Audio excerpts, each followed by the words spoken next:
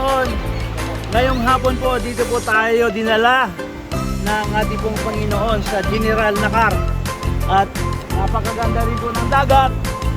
At tulad po ng aming pong mga pinupuntahan, kung gaano kaganda yung Boracay, kung gaano kaganda yung Cebu, kung gaano kaganda yung Samar, Iloilo, Dumaguete.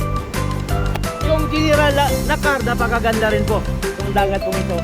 Kapag ito po ay puting buhangin, parang Boracay na rin po. Ito po pino rin po, pero brown po yung buhangin. Kaya po muli ako po nagpasalamat sa Panginoon. Ito po ay isa pong pagkakataon muli na makasama ko po yung mga leaders ng church na kami po ay naidako po sa lugar po ito. Salamat po sa Panginoon, at to God all the glory. God bless us all.